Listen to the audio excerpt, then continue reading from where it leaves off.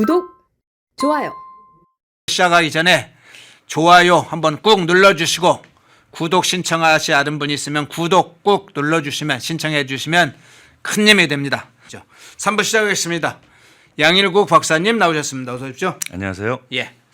자, 중동 문제를 중점적으로 먼저 좀 살펴보겠습니다. 뭐 중동 사태가 터졌을 때, 이란전이 터졌을 때 뭐 조용하려고 생각을 하진 않았지만 정말로 국내적으로 들썩들썩하고 있는데, 이 하루 사이에 있었던 일들 중에 주요 속보, 꼭 좀 이 부분은 포인트다 생각하는 것들, 속보들 먼저 좀 정리 좀 해주시죠. 네, 어제 오전 방송 직후에 예. 이제 원유 200만 톤 정도 싣고 있는 쿠웨이트 유조선에 아마 이란이 드론으로 공격을 해서 화재가 좀 발생한 사건이 있었고요. 그리고 그 전날 이란의 그 대형 탄약고가 지금 있는 이스파한에 또 다른 벙커버스터가 하나 더 떨어진 것 같습니다. 네. 그 벙커버스터 하나로 부족했다고 판단했는지 벙커버스터를 1차 던지고 그 위치에 정확히 토마호크를 꽂아 넣은 것 같은데요. 네. 이것을 놓고 이거 핵시설에 이제 지상군을 투입할 선제적인 준비, 털을 닦아놓은 것이 아니냐는 관측이 나오고 있고요. 그리고 우리나라 뉴스에는 좀 잘 안 나오는 것 같은데 그 근처에, 그러니까 이스파한 근처에 뭐 모바라케, 후제스탄 뭐 이런 철강 공장들을 연이어 때렸는데, 이것을 놓고 이제 아주 원초적으로 무기를 만들 수 있는 원자재 시설을 아주 타격하고 있구나, 이런 얘기가 나오고 있고요. 그리고 오늘 오전에 이제 속보죠. 오늘 오전에 이제 트럼프 대통령의 그 SNS에 내가 지금 해야 될 일은 속히 이란을 떠나는 거다. 그리고 뭐 유가는 내가 떠나면 폭락할 테니까 너무 염려들 마라. 그리고 어차피 백악관에서는 4주 내지 6주로 이미 선언했다. 나는 너희들을 놔두고 떠날 수 있다. 그리고 말하자면 호르무즈 해협의 그 통항의 문제는 이제 외교적인 숙제로 남겨놓고 떠날 수도 있다. 이런 점을 시사했다고 봐야 되거든요. 네. 그러니까 지금 산발적인 교전은 어느 정도 있지만 전체적인 그림으로 볼 땐 미국이 지금 손 털고 나가겠다는 그림이 지금 그려지고 있는 겁니다. 그래서 많은 분들이 뭐 지상군을 투입하면 이제 장기화된다, 늪에 빠졌다 뭐 이러는데, 제가 지금 여러 가지 자료를 종합해 볼 때도 미국은 이미 짧은 기간 안에 한 달 정도 기간 내에 얻을 것을 다 얻은 셈입니다. 군사적 목표는 대부분 달성했다. 그렇죠. 네. 그러니까 지금 손 털고 나가도 미국으로서는 손해볼 장사가 아니고요. 게다가 어제도 말씀드렸다시피 미국은 지금 굳이 호르무즈를 놓고 이렇게 이란과 씨름할 이유가 없습니다. 미국은 이미 완전한 에너지 자립을 이룬 나라이기 때문에. 그래서 제가 어제도 말씀드린 것처럼 지금 우방국들이 빨리 지금 이란 수습 국면에 힘을 보태는 것이 국제 정치적 도리에도 맞고 국익에도 맞다는 겁니다. 지금 미국이 정말 단단히 화가 나서 앞으로 호르무즈는 원유가 아쉬운 나라들끼리 알아서 해 이러고 나가버리면 지금까지 우리가 안정적으로 원유를 수급할 수 있었던 데에는 미국의 천문학적인 투자가 있었기 때문인데, 이걸 과연 동아시아의 우리 대한민국과 일본이 감당할 수 있겠는가, 정말 중차대한 고민을 해야 될 시기가 왔다. 그렇게 정리가 되겠습니다. 예.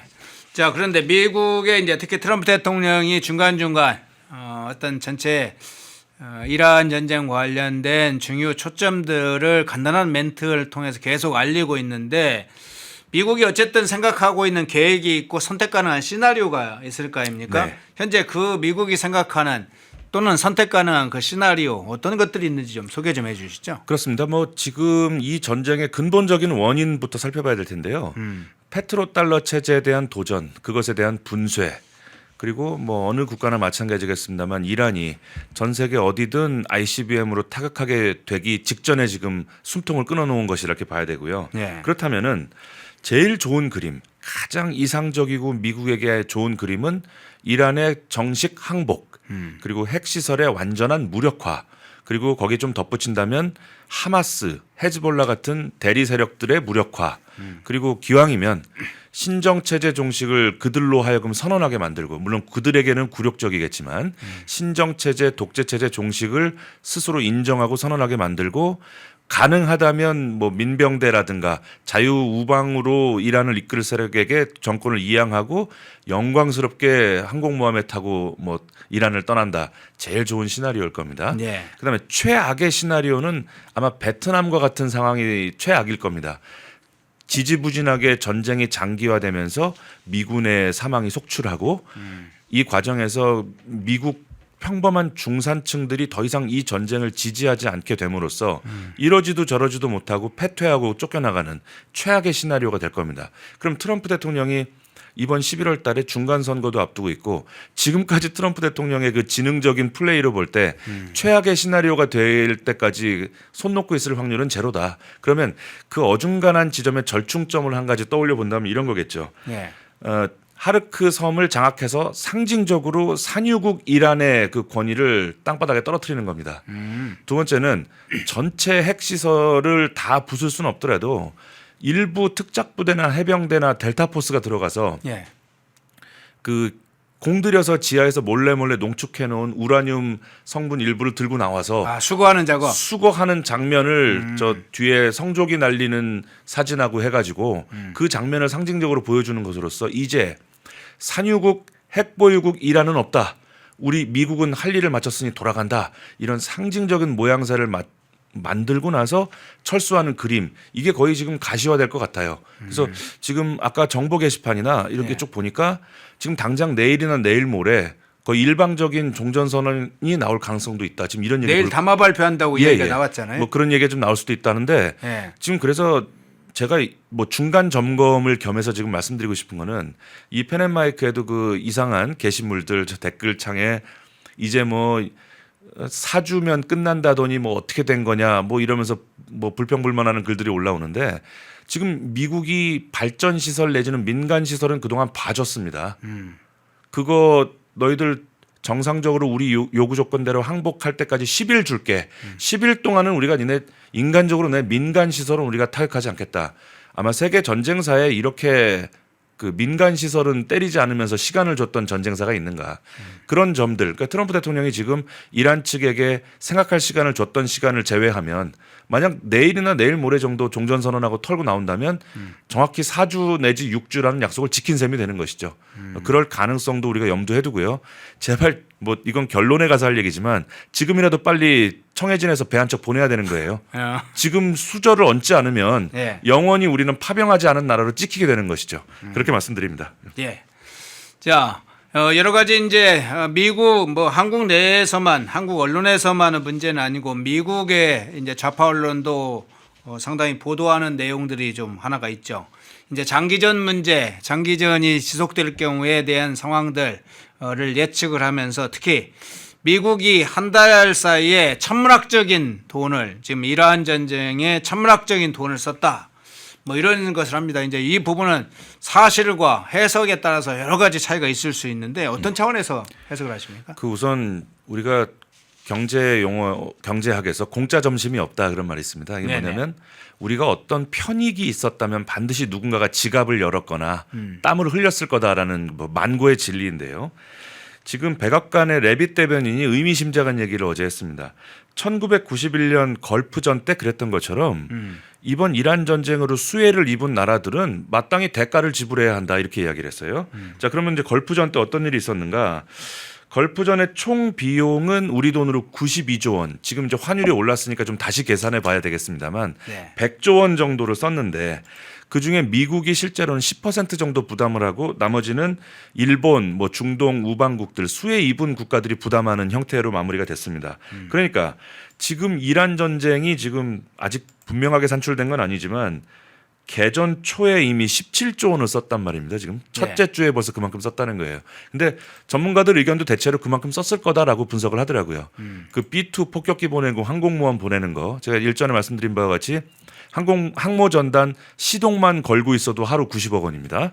자, 그러면 지금 40여 년간 호르무즈가 이렇게 평화로웠던 것은 미국의 항모 전단과 투자 때문일 것인데 지금 2001년 이후에 미국이 중동의 평화로운 원유 수급을 위해서 중동 지역의 안보 관리를 위해 썼던 돈이 이거 저 계산해보고 깜짝 놀랐는데 1경 800조 원입니다. 2001년 이후에 쓴 돈이. 자, 그러면 미국이 1차적으로 자국의 원유 수급을 위해 쓴 돈이지만 그 덕분에 우리도 먹고 사는 셈이거든요. 자, 그러면 지금 이란 응징에 지금 파병도 안 했습니다. 우리가. 파병까지 안 하면 고스란히 이 비용을 우리가 지금 걸프전 기준으로 떠맡아야 할 텐데 지금 과연 감당할 수 있겠는가? 지금 우리가 1년에 미국에게 투자하기로 약속한 그 돈도 지금 마련을 못해서 지금 뭉개고 앉아 있는데. 예. 자, 그리고 재밌는 게 지금 미국 국방부가 예산 신청을 했어요, 주정부에. 근데 우리 돈 300조 원을 신청했습니다. 2천억 달러. 자, 그런데 걸프전 방식으로 10% 정도만 미국이 부담을 하고 90%를 수혜국이 부담하는 구조를 염두했다면 300조 원이라는 돈은 너무나 많은 돈을 신청한 것인데 이게 지금 개인적으로 궁금하다는 겁니다. 이게 순수하게 이란에서만 쓸 돈인 것 같지는 않고 이란 전쟁도 결국은 뭐 포성은 이란에서 울렸지만 그 내막을 보니까 중국, 러시아와의 그 원유 네트워크, 또 지난번에 베네수엘라 마두로를 전격 체포했을 때도 작전은 베네수엘라에서 했지만 알고 보니 또 중국의 석유 가는 문제가 복잡하게 얽혀 있었듯이 지금 국방부가 2천억 달러라는 천문학적인 예산을 신청한 것이 혹시 이후에 이란이나 또 이란 외에 또 그 국제적인 반미 네트워크를 분쇄하는데 어떤 큰 그림을 보고 있는 것이 아닌가. 이 부분도 우리가 이 천문학적인 예산 어디다 쓸 것인가도 우리가 아주 예의주시해야 될 부분이 아닌가 싶습니다. 예. 자, 공짜가 없다부터 이제 시작을 했네요. 자, 그런데 좀 다른 차원에서 다시 이란의 현장으로 한번 가보면 후티 반군 문제가 새로운 화제로 떠올랐는데 후티 반군이 일단 전면적 참전은 아직은 하진 않았습니다. 상징적 조치만 현재 하고 있고 우리가 강하게 싸울 수 있다 뭐 이런 식의 이제 표현하고 있습니다만 후티 반군이 이제 전면적으로 참전을 할 경우에 여러 가지 이제 이야기들이 쏟아지고 있는데 홍해 특히 해협이 있죠. 바브엘만데브 해협 문제가 많이 나오는데 저 후티 반군은 참전의 경우에 이 홍해 상태 어떤 차원으로 지금 이동할 걸로 봅니까? 지금 그나마 홍해 바닷길이라도 좀 안전해야 네. 호르무즈가 막혔을 때 좀 대리할 수 있는 그 석유 수급로가 되고 있는데 그 후티를 아마 이란에서 뒤에서 조정을 했겠죠. 네. 홍해에서 말썽을 좀 부려라. 이것들이 지금 다른 바닷길로 우회해서 가면 이게 이란의 호르무즈의 가치가 떨어진다. 뭐 이런 셈법인 것 같습니다. 그래서 후티 대변인이 어제 한 얘기가 이스라엘 목표물에 대해서 우리가 첫 미사일 공격을 단행했다. 너희들 이란에 대한 공격이 중단될 때까지 우리가 계속 말썽을 부리겠다. 이렇게 선언을 했는데 네. 지금 사우디아라비아가 문제가 되는 거죠. 호르무즈가 봉쇄되면서 홍해 얀부항에서 평소 3배 넘는 원유를 지금 외부로 수출하고 있는데 아마도 지금 후티가 잠자는 사자를 제대로 건드린 것이 아닌가. 가뜩이나 사우디아라비아 UAE가 지금 으르렁대고 있거든요. 이참에 어차피 전쟁 난 김에 이란의 버릇을 고쳐놔야 되겠다. 지금 이렇게 덤비고 있는데 후티까지 수저를 얹은 셈이 돼버렸습니다. 자, 그런데 이 부분을 지금 미국이 어떻게 보고 있느냐가 더 중요한 문제일 겁니다. 우리 입장에서는. 그러니까. 자, 최근에 그 트럼프 2기 행정부의 행보를 보면요. 국제정치학에서 그 현실주의 원칙에 따른 자강의 원칙을 국제사회에 지금 심고 있거든요. 그래서 네. 비근한 예로는 유럽의 우방들에게 최소 GDP의 5%는 국방비 써라. 니들 미국에게만 의존해서 그렇게 하면 못 쓴다. 또 대한민국의 주한미군 주둔과 관련해서는 우리 유연하게 주한미군 운용할 거다. 그리고 북한 정도의 위협은 대한민국 혼자 막을 수 있지 않아? 너희들 이렇게 실기동 훈련도 안 할 것 같으면은 그런 식으로 할 것 같으면 주둔비 플러스 방위비도 한 100만 달러 내놔야 되는 거 아니야? 네. 지금 일련의 행보가 지금 이란 호르무즈를 통해서 지금 국제사회에 너희들의 원유를 지금껏 미국 덕택에 안정적으로 수급받았다. 이제 그 천문학적인 봉사활동 그만하겠다. 너희들이 석유가 필요하다면 알아서 호르무즈를 관리하고 이란하고 교섭을 해라. 우리는 핵무기를 미국 본토에 쏘지 않을 이란 정도면 우리는 상관없다. 지금 이런 시대가 돼가고 있는데 참 안타까운 겁니다. 지금 제가 판단할 때 역대 존재했던 대한민국 정부 가운데 대미 외교력 빵점인 정부가 하필 이 시기에 들어서 가지고 이 중요한 시기에 우리가 지금 후순위로 밀리게 되는 것이 아닌가 참으로 걱정되는 장면입니다. 예, 그러면 홍해까지 봉쇄된다면 앞서 얘기했던 이제 호르무즈 해협 봉쇄는 이미 어느 정도 진행이 되고 있고 바벨만 대부 해협까지 봉쇄된다면 국제 유가나 국제 상황에 미치는 클 텐데 우리나라에 어떤 주는 치명적 영향 그 부분 어떻게 보세요? 지금 벌써 아시아 전체의 그 석유 소비의 60%를 중동에서 가지고 오는데 네. 지금 만약에 홍해까지 만약에 잠긴다 그러면 유조선들이 아프리카 희망봉을 돌아가야 되는 최악의 사태가 됩니다. 그러면 그 연료비에 보험료에 뭐 시간 지체까지 생각하면 대한민국 타격도 좀 불가피할 것 같고요. 지금 벌써 국내 휘발유 가격은 대충 보니까 1,900원대로 올라간 것 같고요. 네. 지금 환율도 지금 1,530원, 1,500원대 초반 왔다 갔다 하고 있습니다. 지금 고물가, 고환율, 고유가 이렇게 지금 3고 위기가 지금 닥쳤다. 자, 그러면 지금 우리가 정부가 해야 될 일은 지금 이재명 정부의 대미 외교 또 자유우방과 서방과의 외교의 시험대에 올라간 겁니다. 지금 우리가 수많은 경쟁자들을 제치고 원유를 확보할 수 있는가? 지금 이 시험대에 올랐다고 봐야 되고요. 네. 그리고 또 이 정부가 그럴 만한 역량이 없어 보입니다. 제가 볼 때는. 그렇다면 파격적으로 기업들에게 인센티브를 줘서 원유를 구해올 수 있게 뛰어다닐 수 있게 발에 채워준 모래주머니 풀어줘야 되는 겁니다. 노랑봉투법 한시적으로 유예한다. 원유 안정적으로 구해오는 기업에 대해서는 우리가 법인세나 상속세 다시 검토하겠다. 파격적인 인센티브를 줘야 되는 겁니다. 그리고 지금 여태까지 에너지 통제권, 전 세계 공해, 바닷길을 안정적으로 지켜준 미국의 그 숨은 공 때문에 우리가 여기까지 왔다는 거 새삼 깨달아야 되고요. 네. 제 뭐 지금 떠오른 생각입니다만 한국 자유총연맹이나 제한군인회 그리고 또 보수 우파 시민단체가 그간 미국이 중동을 위해 또 세계 바닷길을 지켜준 것에 대해서 우리가 그 고마움을 다시 한번 깨달았다는 좋은 성명도 좀 내서 미국의 평범한 중산층들 마음을 달래야 되는 겁니다. 지금 제가 걱정되는 것은요. 지금 파병까지 안 해버리면 트럼프 대통령을 지지한 중산층 평범한 미국 시민들이 그래도 6.25 때 함께 싸워서 더러 이상한 대통령이 와서 이상한 소리를 해도 에휴 잠깐 저러다 말겠지 했는데 파병을 안 해?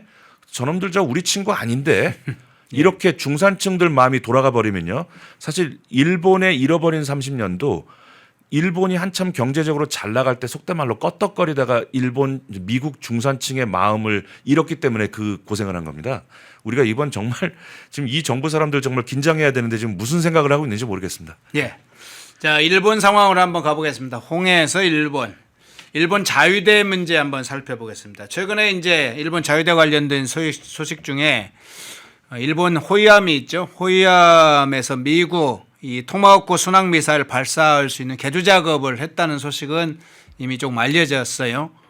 그런데 최근에 육상부대에 이제 자국산 일본산 장거리 미사일을 배치한다고 지금 그 소식까지 알려졌네요. 그러면 일본은 지금 한참 전쟁이 진행되는 와중에도 오히려 일본의 계획을 착착착 실속을 챙겨가면서 하는 겁니까? 정말 알토란 같은 실속은 일본이 다 챙기고 있는 겁니다. 네. 이게 뭐냐면 어제 일본 방위성이 공식 브리핑을 했습니다. 네. 규슈하고 혼슈에 장사정 미사일 배치했다. 사실 장사정 미사일을 배치했다고 이렇게 공개적으로 이야기하는 것도 드문 일입니다. 사실은요. 자, 이 뭐냐. 지대함 유도탄 지금 사거리는 약 1,000km 정도로 되어 있습니다. 그런데 전문가들의 분석에 따르면 이건 옵션만 바꿔주면 2,000km까지 날아간다. 그럼 북한 전역, 중국 동북부 일부까지 지금 사거리에 들어온 겁니다. 자, 그러면 이게 뭐 일본이 혼자 하고 싶다고 해서 이게 할 수 있는 일이겠느냐. 다 어느 정도 미국과 조율이 됐으니까 이런 것도 발표할 수 있는 것이죠. 자, 그러면 사거리 한 1,600km 가는 토마호크 미사일을 탑재한 지금 호위함 조카이라는 호위함도 지금 일본 연안으로 복귀한다고 하고 지금 단단히 일본이 중무장하고 있는 거죠. 그런데 일본은 지금 어떤 경우에도 방어만 할 수 있는 나라로 지금 족쇄를 채워 놓은 상태죠. 2차 대전 이후에 이제 미국이 그렇게 만들었습니다. 근데 지금 중국 일부까지 타격할 수 있는 미사일을 정식으로 배치했다는 거. 이제 소위 전수 방위 원칙은 끝난 겁니다. 이제. 일본은 지금 트럼프 이기에 혼란스러운 이 상황에서 거의 이제 정상국가 언제든 전쟁을 할 수 있는 정상국가로 사실상 마침표를 찍었다는 것이고요. 그리고 선제 공격이 가능한 나라가 됐다는 점에서 이제 무서운 나라가 된 겁니다. 자, 그런데 지금 중국이 2,000발의 이상의 일본을 당장 때릴 수 있는 지상 발사형 미사일을 우리가 대응하기 위한 것이라고 명분은 쌓았지만 사실상 마음에 안 들면 공격할 수 있다. 자, 그럼 우리가 지금 여기서 왜 일본의 방어 미사일을 저렇게 미국이 허락해 줬을까? 이것은 지금 동아시아 지역의 북중러의 그 적국에 있어서 최후의 교두보를 지금 대한민국으로 그간 봐왔던 겁니다. 다시 말하면 최전방은 대한민국이다라는 어떠한 미국의 오랜 관습, 오랜 불문율 같은 것이 깨지고 있는 거예요. 네. 사실 그 미사일로 북중러를 견제하려고 하는 목적이라면 우리 경기도 북부에 배치했어야 맞는 겁니다. 근데 거기다 배치를 안 하고 일본에게 배치하게끔 했다는 거. 대한민국 군과 정부가 비상한 관심을 가져야 되는 겁니다. 이상하다. 지금까지는 우리가 최전방인 줄 알았는데 이거 슬슬 일본 쪽에 힘을 실어주면서 최전방으로서의 대한민국의 의미가 옅어지는 거 아니냐. 상당히 경각심을 가지고 이 뉴스를 봐야 되고 저는 혹시라도 일말에 기대를 했습니다. 이 뉴스를 가지고 최소한 저 대한민국 지상파 뉴스에서 집중 분석하는 코너가 나와야 맞는 거예요. 왜 지금 일본에다 이런 선물을 주느냐 미국이 이거 한미연합전력에 큰 문제가 생기는 것이 아니냐라는 집중 분석이 나왔어야 되는데 조용한 거예요. 어쩌려고 이 나라가 어디로 가고 있는가 참으로 걱정되는 장면입니다. 예. 방어선이 새롭게 변경되는 게 아닌가. 에치스라인 뭐 이런 문제 지금 이야기를 해주셨는데 그간에 사실은 이 에치스라인이 없어지면서 전쟁이 나버린 거잖아요. 그렇죠. 방어선을 일본 라인으로 친다. 우리의 국경에 지금 서 있는 휴전선을 방어선으로 보지 않고 일본을 친다. 그럼 한국은 어떻게 되는지 아주 심각한 사실. 우리는 6.25 때 그걸 한번 경험해봤기 때문에 네. 이 문제가 특히 더 예민하게 다가오는 겁니다. 그리고 이것을 방위성이 직접 브리핑했다는 것도 저는 미국의 시나리오의 일부라고 생각되는 거예요. 대한민국이 좀 경각심을 가져야 되지 않겠는가. 파병도 안 하고 제가 정보 게시판 등에서 얻은 첩보에 따르면 지금 일본은 공식적으로 이란 파병을 하겠다고 선언한 적은 없지만 사실상 소해함이나 또 미국이 일본이 갖고 있는 그 미국의 국채 또 대미 투자금을 조정하는 방식으로 충분히 이란 전쟁을 뒤에서 서포트하고 있는 것으로 제가 첩보를 얻었습니다. 대한민국이 과연 그렇게 하고 있는가 그건 모르겠습니다. 예. 자, 드론 문제가 요즘 계속 나오고 신기술 관련된 이야기 나오죠. 어쨌든 이제 우크라이나 전쟁에서도 이 드론이 상당히 효과를 보기도 하고 공격의 중요 포인트가 되기도 했는데 특히나 저가 드론 문제가 어느 정도 전략적 가치가 있느냐 이런 평가가 계속 있습니다. 첨단 무기 시대에 들어서면서 이제 가격이 싼 이 저가 드론 주목받는 일단 배경 그걸 어떻게 보세요? 이번에 이란 전쟁 개전 초에 드론 잡느라고 쓴 돈이 우리 돈으로 7.7조 원이라고 합니다. 큰 네. 돈이죠. 근데 이렇게 많은 돈을 쓴 이유가 뭔가 그 샤헤드란 드론은 그저 끼케야 수만 달러에 불과한데 뭔가 비행 물체가 우리 쪽으로 날아오니까 반사적으로 패트리엇 미사일을 쏘는데 패트리엇 미사일은 개당 수십억 하는 미사일이니까 이게 비대칭 전력이 발생하는 겁니다.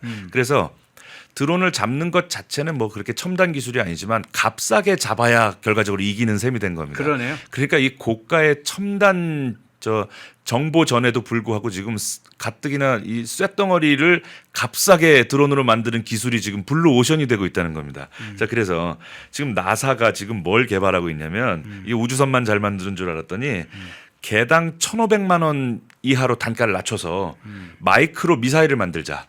그래서 그냥 드론에다가 맘 놓고 쏠 수 있는 미사일. 어차피 드론을 파괴하는 것은 그렇게 큰 고성능 미사일이 필요한 것은 아니니까 그걸 개발하고 있다고 합니다. 그리고 지금 우리 스마트폰이나 제가 쓰고 있는 태블릿에 들어가 있는 GPS라든가 우리 지도 보고 어디 찾아갈 때 몸을 돌리면 화살표도 따라 돌아가죠. 네. 그런 관성 항법 장치 같은 거 기존에 값싸게 구할 수 있는 부품을 이용해서 저가의 그 방어용 드론을 만드는데 지금 좀 미국의 그 말하자면 스타트업 기업들이 지금 너도나도 몰려들고 있다는 거예요. 그래서 어차피 그런 일이 없기를 바랍니다만 제2의 6.25가 한반도에서 터진다면 지금 하늘을 날고 있는 저 드론이 상당한 역할을 할 것은 분명한 일입니다.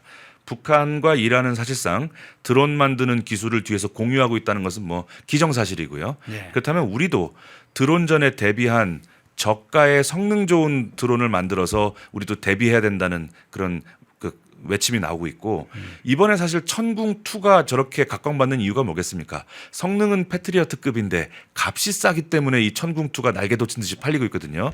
그럼 천궁에 준하는 우리 값싸고 요격률 좋은 드론을 빨리 만들어야 되겠다. 근데 지금 대한민국이 드론 정보사도 지금 최근에 없앴고요. 예. 그것을 대체할 만한 어떤 부대가 신설됐다는 얘기는 제가 아직 못 들었습니다. 그리고 또 아무래도 그 값싼 상용 부품을 가지고 뭐 항법 장치나 GPS 같은 것을 그 스마트폰에 들어가 있는 잘 알려진 부품을 쓰게 되면 해킹이 쉬워진단 말이에요. 이번에도 지금 저 이란과 미국 사이에 그 아마 드론을 놓고 해킹전 한 게 아마 이 전쟁 끝나면 아마 정보들이 좀 풀릴 건데 제가 아주 관심을 갖고 있습니다. 그 최근에 그 북한의 그 정찰 총국 라자루스 같은 놈들이 그 온라인상에서 못된 짓을 하고 있는데 분명히 우리나라 드론에 대한 해킹도 시도할 겁니다. 그럼 우리는 해킹을 막고 북한제 드론을 해킹할 수 있는 기술자들을 길러내야 되는데 이거는 제가 볼 때 공무원들을 길러가지고는 안 될 것 같고 지금 이 방송 보시는 청년들 미래에 한번 내가 북한제 드론 해킹하는 내가 기술자가 되겠다. 그런 사람들을 좀 해킹 대회 같은 거 좀 열고 드론을 해킹하는 대회 같은 걸 우리 펜앤마이크에서 좀 해줬으면 좋겠다는 생각이 들고요. 대충 이 해킹하는 원리가 어떤 식으로 발전해 왔는지 제가 요점을 살짝 짚어드리면 이런 겁니다. 예. 그 드론이 우리가 쏜 드론이 우리말만 들어야 되잖아요. 그러니까 제일 초보적인 방식이 패스워드 방식입니다. 그 드론에 어떤 암호값을 심어놓고 그 암호값을 갖고 오는 명령만 따르게끔 만드는 겁니다. 근데 문제는 이 방법은 우리가 그런 경험 있을 거예요. 압축 파일이나 이런 데 암호를 걸었다가 암호를 까먹습니다. 그럼 어떤 방법이 있냐면 무차별 대입하는 방식이 있어요.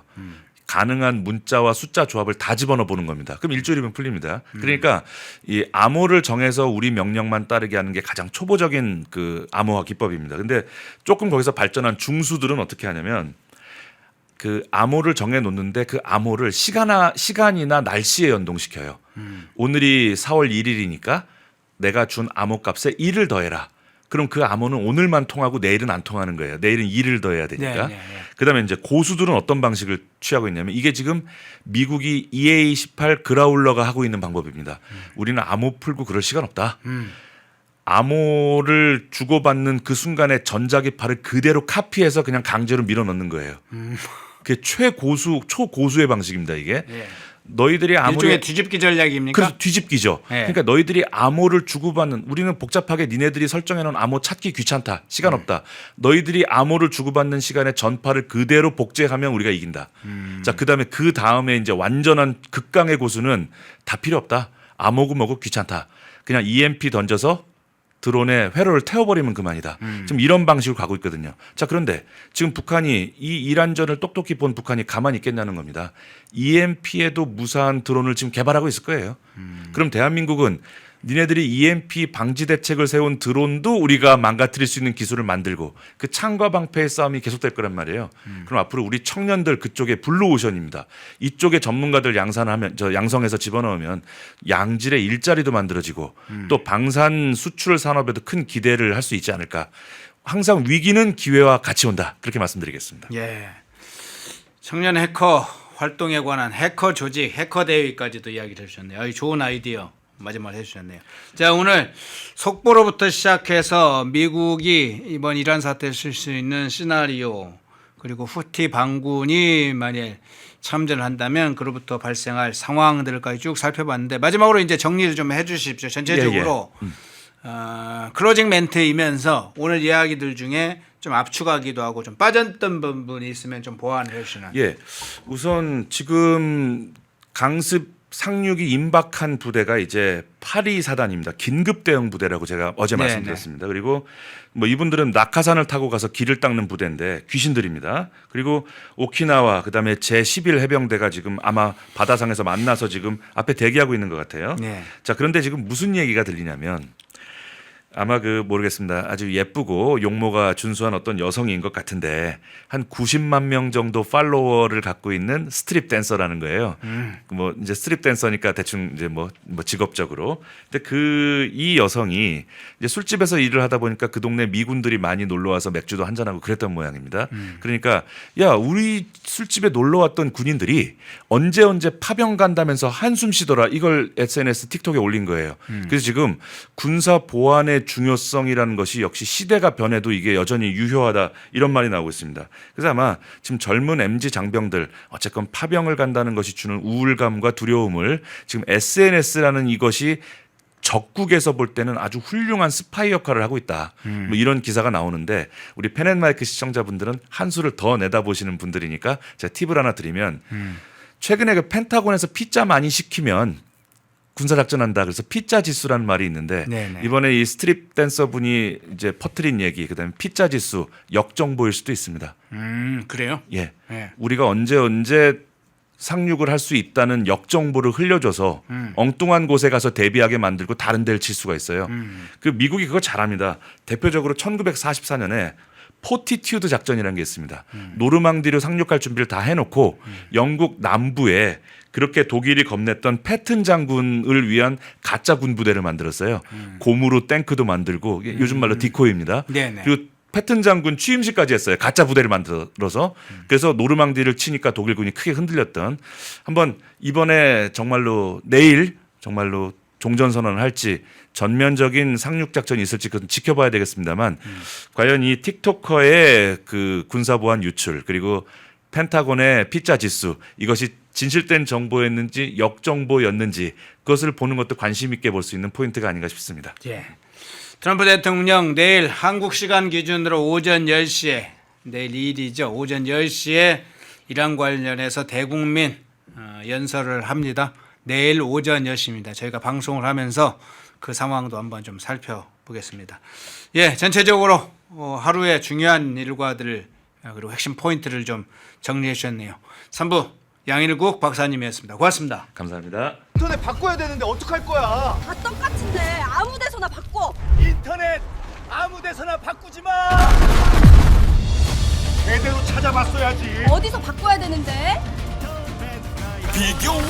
비교원이 답이었어.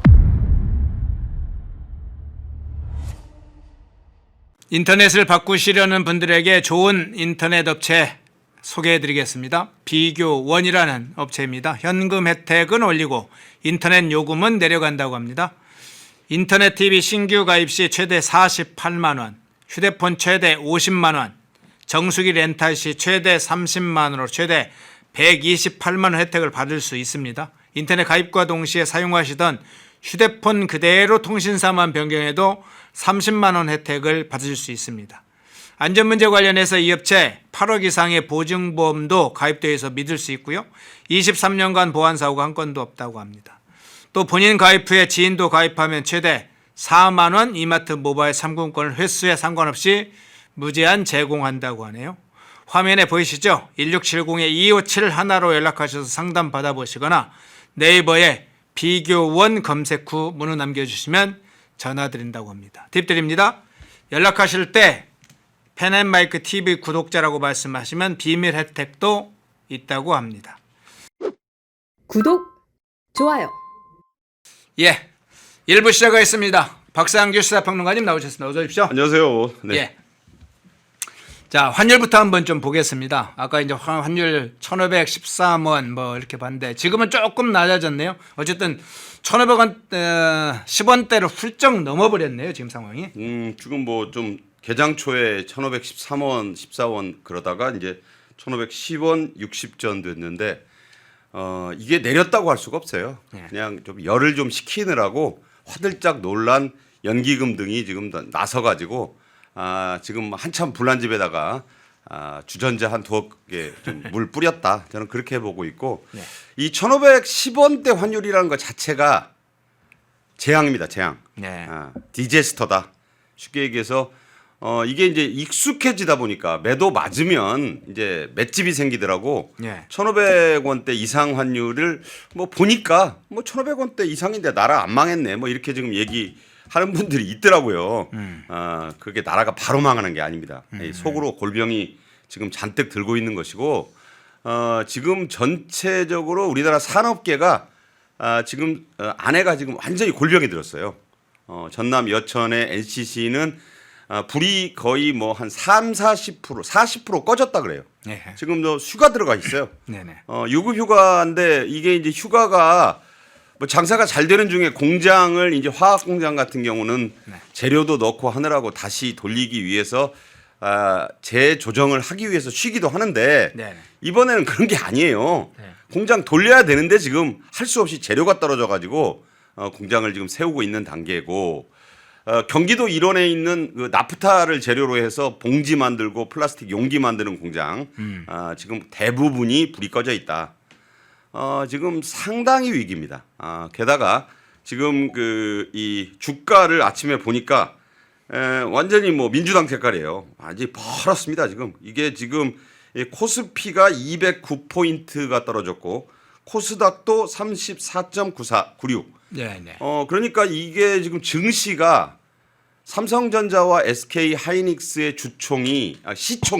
시가총액이 오늘 거 빼고 한 300조 원 날아갔어요. 예. 이미 예. 전체적으로는 680 몇 조 원의 시총이 녹아내렸다는 표현을 써요. 촌농처럼 그냥 녹아버렸다. 하늘로 날아간 거지. 증발이 된 거예요. 대개가 외국인 투자자들이 30조 원 이상을 매도하면서 달러로 바꿔서 다 본국으로 가져갔어요. 예. 그래서 지금 한국 주식시장이 지금 뭐 뿌리째 흔들흔들하고 있다. 지금 이재명 정권이 그렇게 내세웠던 주식 코스피 지수 5,100선이 달랑거리고 있어요. 네. 제가 볼 때 이대로 하루 이틀 더 가면 이제 4,000선을 보게 되지 않을까. 뭐 설마 그렇게 하겠느냐. 국민연금이 나설 것이다 이렇게 하는데 국민연금이 무슨 뭐 화수분이 아닙니다. 그래서 돈이 계속 나오지가 않아요. 그리고 외국인의 압도적 매도 포지션을 이겨내기에는 중과부적이다.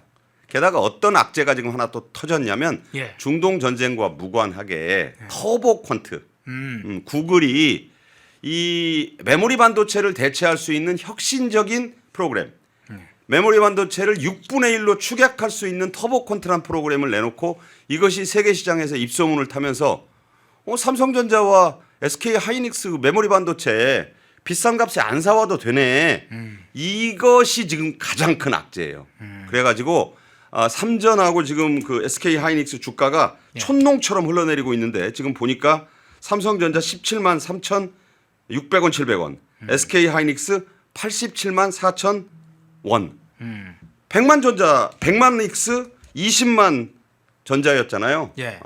돌아오기 어려운 길로 가고 있다. 지금 마이너스 삼성전자가 선방하는 게 마이너스 한 3%대. 하이닉스가 한 4.77%. 계속 지금 흘러내리고 있다. 뭐 마스가 3대 주식, 현대차, 기아 뭐 안 내린 종목이 없다. 지금 또 하나 이 위기는 그 후티 반군의 참전 선언으로 인해서 예. 호르무즈 말고 호르무즈 왼쪽에 있는 홍해, 레드시 그 언저리에 있는 바브 엘멘데브라는 해협이 있어요. 예. 그 사진 한번 띄워주시겠어요? 이게 왜 중요하냐? 예. 자 여기는 이 아라비아 반도가 이렇게 도끼 모양처럼 있으면 도끼 끝이에요. 도끼 네. 날인데 뒷날이라고 뒷날. 지금 보면 예멘이잖아요. 네네. 그 예멘이고 저기 바브 엘만데브 해협이 있고 오만이 있고.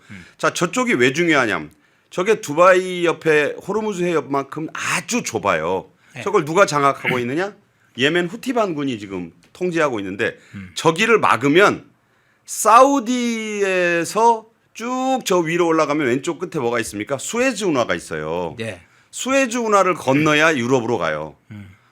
저 길이 막혀버리면 우리나라의 IT, 반도체, 자동차, 배터리가 유럽 갈 길이 없어요.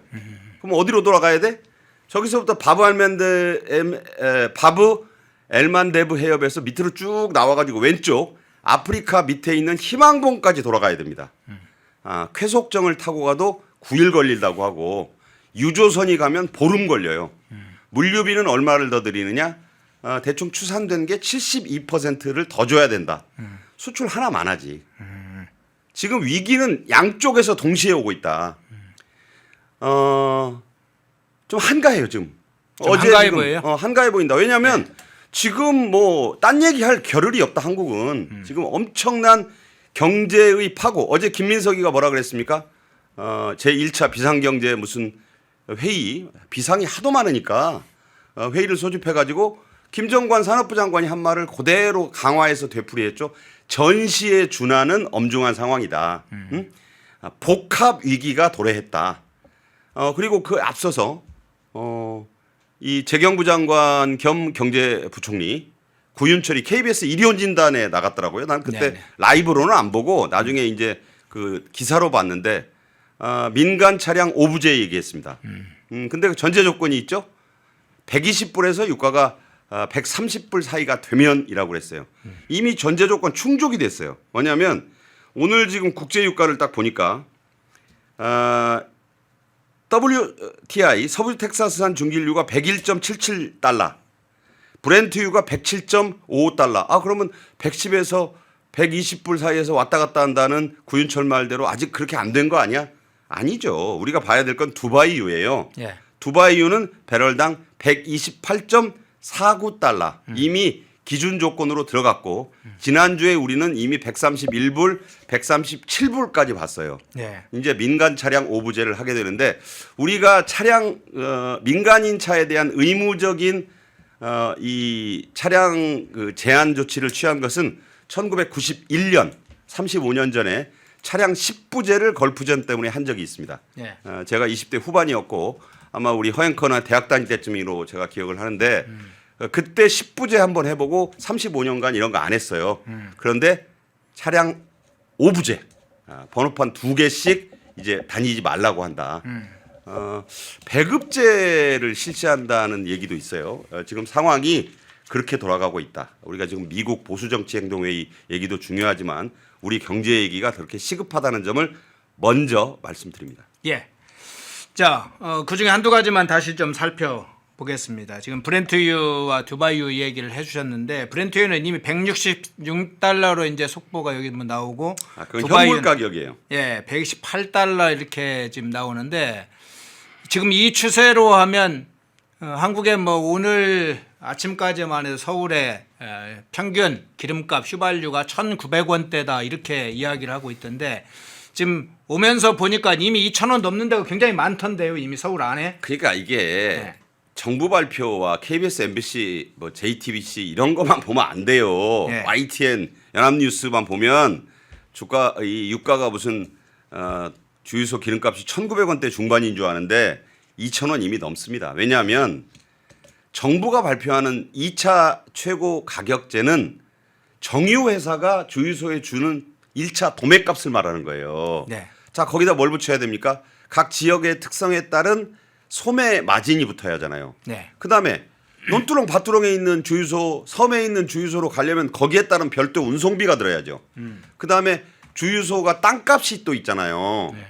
뭐 강남에 있는 거나 여의도에 있는 거하고 저기 어디 시골에 있는 거가 주유소가 똑같을 수 없잖아요. 그래서 마진이 착착착착 붙다 보면 지금 웬만한 서울 주유소는 2,000원대 이하로는 기름을 못 넣는다. 그리고 이것도 그나마 눌러놓은 건데 이게 언제까지 누를지 자신이 없어요 지금. 제가 볼 때는 더한 조치가 이제 취해지기 직전에 와 있다. 전쟁은 빨리 끝나지 않습니다. 예. 그 또 하나요. 아까 지금 삼성과 SK 이야기면 주가 문제 이야기를 했는데 중동 여파로 전체적으로 환율이나 물가 영향이 있어서 이제 여러 가지 국내 경제나 코스피 영향을 주는 것은 어느 정도 이제 외부 변수가 있기 때문에 예상치 범위에 있다 이렇게 판단할 수도 있는데 새롭게 구글이 새로운 기술 제품을 생산을 해서 삼성과 SK에 영향을 준다. 그러면 이거 이제 중동 여파와 별개로 한국 코스피의 버팀목이 됐던 삼성과 SK가 그런 영향을 받는다면 코스피는 장기적으로도 문제가 될 가능성이 있겠네요. 그렇죠. 제가 아까 드린 말씀처럼 네. 잘 나갈 때 조심해야 된단 말이 있어요. 네. 권력이나 회사나. 그러니까 삼성전자와 SK 하이닉스의 이 반도체 슈퍼 사이클. 뭐 한 1년을 갈 거다. 아니다. 뭐 이익이 몇백조가 남으니까 삼성전자는 30만 원을 간다. 얼마나 그랬어요. 그게 불과 제가 생각하기로 한 2달 전? 네. 한 달 전까지만 해도 삼성전자 안 갖고 있으면 손가락질 받고 그랬잖아요. 지금 삼성전자, SK 하이닉스는 단타 종목이 됐다는 말이 있어요. 네. 아침에 사서 저녁에 팔고 이런 완전 단타 매매 종목이 됐고 외국인들이 이 두 종목을 30조 원 넘게 이미 금요일까지 팔았어요. 300조 원의 시총이 날아갔다니까 이 두 회사에. 그럼 300조 원이라는 건 어느 정도 되는 규모겠습니까? 여러분 우리나라 예산이 추경 빼고 728조예요. 네. 그 절반 가까운 한 40% 되는 돈이 삼성전자, SK 하이닉스 주가에서 날아갔다는 거지. 어디로 날아가? 제가 보기엔 외국으로 날아갔어요. 외국인들이 팔아가지고 차익 실현을 한 거지. 근데 개미들은 아유 그 떨어지니까 물타기 계속 해가지고 올라갈 때 이걸 득을 보려고 지금 샀는데 떨어지는 고드름은 피해야 된다는 말이 있어요. 고드름 밑에 있으면 머리 빵꾸납니다.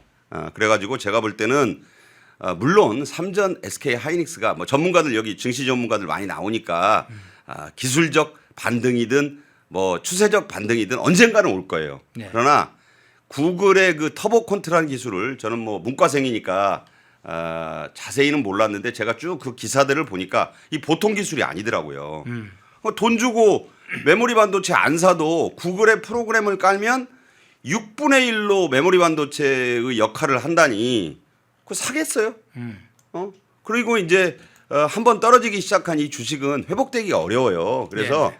단기적으로는 삼성전자를 단타 치는 사람들이 늘고 개미들도 단타를 친다니까 이렇게 되면 그 전에도 우리나라 주식시장은 삼전하고 SK 하이닉스가 40%를 끌고 갔어요. 두 회사가. 네네. 그 40%를 끌고 가는 바퀴가 만약에 망가졌다면 수레는 주저앉는 거죠. 그건 상식적으로 판단할 수 있다. 이렇게 봅니다. 예.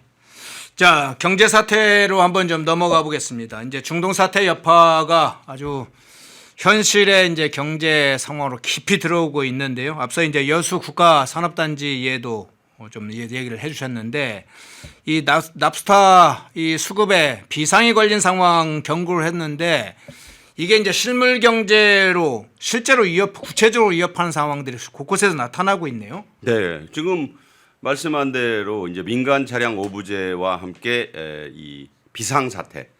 지금 이제 나프타는 우리가 쓰고 있는 모든 생필품에 안 들어가는 데가 없어요. 뭐 지금 단순히 뭐 쓰레기 봉투라든가 카페에서의 플라스틱 용기 뭐 이런 것만 생각하시는데 모든 걸 포장하는 포장재.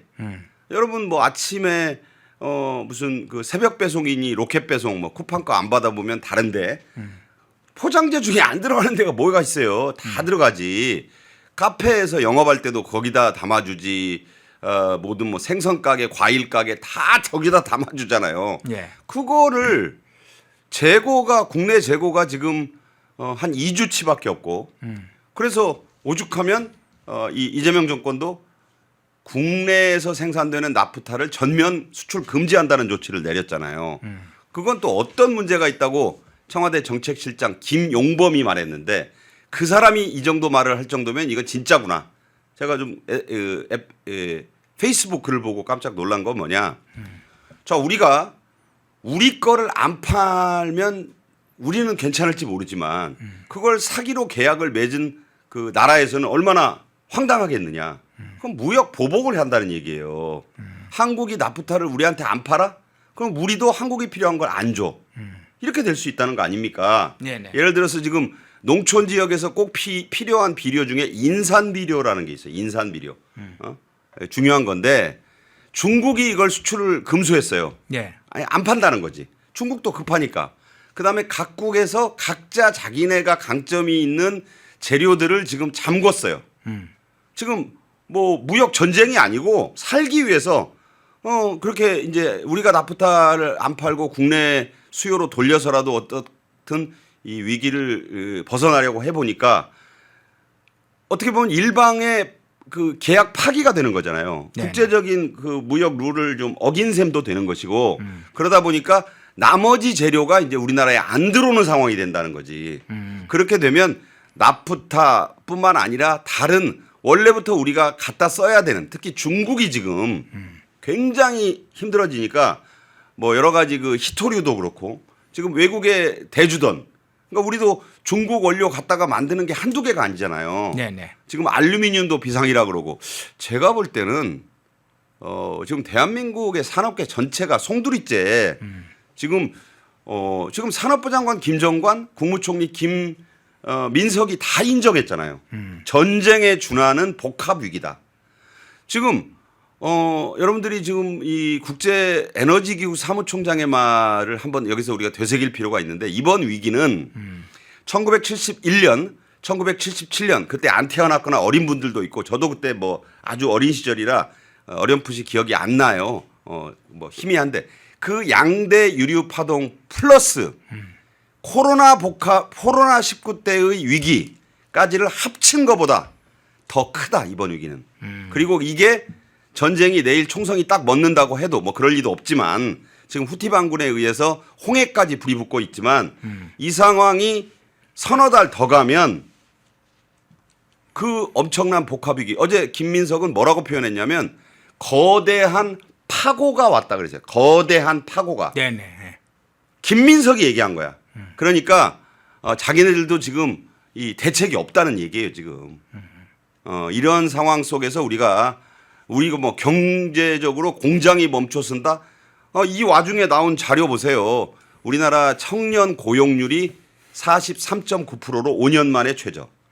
청년 실업률은 9%로 8%구나 참. 6.8%. 이게 얼마나 안 좋은 거냐면 3년 5개월 만에 가장 높은 건데 코로나19 말년이던 2022년 가을하고 0.1%밖에 차이가 안 나요. 2030 젊은이들이 100명이면 56명이 집에서 놀고 있다. 대학원 나와서. 지금 최악의 상황이다 이런 얘기입니다. 예. 자, 뭐 나프타 문제는 요소수 문제도 있고 여러 가지 문제가 있는데 그 부분을 좀 경제 현황 일반으로 좀 연결해서 한번 이야기를 해보겠습니다. 앞서 이제 삼성전자 이야기를 조금 이야기를 했습니다만 코스피 수익률 문제가 구체적으로 좀 알려졌네요. 그렇죠. 예, 네. G20 국가들 중에 꼴찌였다. 외국인 투자자들이 뭐 한 달 새에 687조를 던지고 나갔다. 뭐 이런 이야기가 나오는데 외국인 지분율이 굉장히 낮았다. 이런 이야기까지 나오고 있는데 이 상황은 어떻게 보세요? 그러니까 이게 G20에 우리가 들어가잖아요. 예. 상당히 뭐 기분 좋은 일이긴 한데 수익률이 우리가 마이너스 12.9%라고 해요. 네. 이게 20개국 중에 꼴찌야. 이게 지금 그 미국이든 이 주요국들은 잘해야 3% 미만입니다. 마이너스. 지금 이 와중에도 미국의 증시는 그렇게 안 떨어졌어요, 여러분. 네. 잘 보시면 반등도 주고. 근데 한국 증시가 떨어진 게 마이너스 12.9 거의 13% 포인트인데 오늘 거 반영 안 했으니까 네. 아니 최근 거 반영이 안 됐으니까 제가 볼 때는 한 14, 5%까지 떨어지지 않았나 싶어요, 수익률이. 그러면 1억 원 넣어가지고 자기 돈만으로 투자했을 때 1,400~500만 원 날렸다는 건데 빚이 들어가면 B2가 들어가면 또 얘기가 달라요. 그래서 이거는 B2까지 하면은 수익률은 제가 볼 때 대략 20%를 훌쩍 넘는다. 근데 B2는 이자까지 물어서 갚아야 돼요. 그러니까 빚만 원금만 갚는 게 아니기 때문에 지금 빚 내서 주식 투자하는 사람들의 이 출혈은 훨씬 더 높다. 지금 그런 상황이 됐다고 말씀드릴 수 있고 이런 거 1등 해봐야 좋은 거 하나도 없습니다. G20 국가 주가 수익률 꼴찌. 20개 주요 조사 대상 국가 중에 20등 했습니다. 네. 예. 그러면 시가총액이 687조가 날라갔다. 사실은 외국인들이 매도를 많이 하고 날라갔지만 그것을 계속 메꿔온 게 이제 국내 개미 투자자들이다. 그러면 5천대 후반이나 6천대에 샀던 사람들이 지금 손실이 얼마쯤 될지 모르겠는데 이 국내 투자자들이 결국은 상당수의 이 피해로 그게 전이되는 상황 아닌가요? 그러니까 이건 이제 제가 보기에 대통령 말 믿고 사서 이 꼴 된 거 아닌가. 집 팔고 비거주 주택도 팔고 주식하라 그랬잖아요. 네. 뭐 연일 그냥 요새 조금 뜸해요. 그 밤에 그냥 한두 번씩 새벽에도 올리는 그 부동산 SNS 집 팔아라. 뭐 나는 집 내놨다. 그걸로 ETF 투자해가지고 또 돈 벌었다. 지금은 뭐 주식을 해야 될 시간. 뭐 이거 이랬잖아요. 그러니까 이 정부가 지금 뭐 그렇게 막 대통령부터 앞장을 서고 관료들 뭐 더불어민주당에서도 뭐 이 주식시장 부양을 위한 정책 막 쓰고 또 국민연금관리공단 이사장은 문재인 정부에 이어서 2번씩이나 재수를 시켜준 사람이 국내 주식 부양하기 위해서 갖다 쓰는 한도도 높이고 그래서 13조 원 정도를 국민연금에서 주식에다 넣을 수 있는 그 여력까지 줬잖아요. 그 날개 뭐 다 돋친 듯이 막 날아갔잖아요. 6,300까지 가고 막 주식 안 하는 사람 바보 취급 받았잖아요. 그때 제가 분명히 그런 얘기를 했습니다. 주식은 올라간다고 이재명 덕분도 아니요. 떨어진다고 이재명 탓할 일도 아닐 것이다. 좀 떨어지고 있잖아요. 예. 그럼 이재명 탓을 해야 됩니까? 그럼 그렇게 이 주식만이 살 길이라고 하던 이 정부 당국자들, 장관들, 위원장들 다 어디 갔어요? 주식 다 팔은 겁니까? 저는 이 한국 증시가 이렇게 떨어지고 물론 전쟁 얘기를 하겠죠. 예. 전쟁 때문이다. 근데 제가 아까 말씀드렸지만 삼성전자, SK 하이닉스가 떨어진 것은 구글의 터보콘트라는 프로그램 충격도 있고 다른 요인들도 지금 있어요. 왜?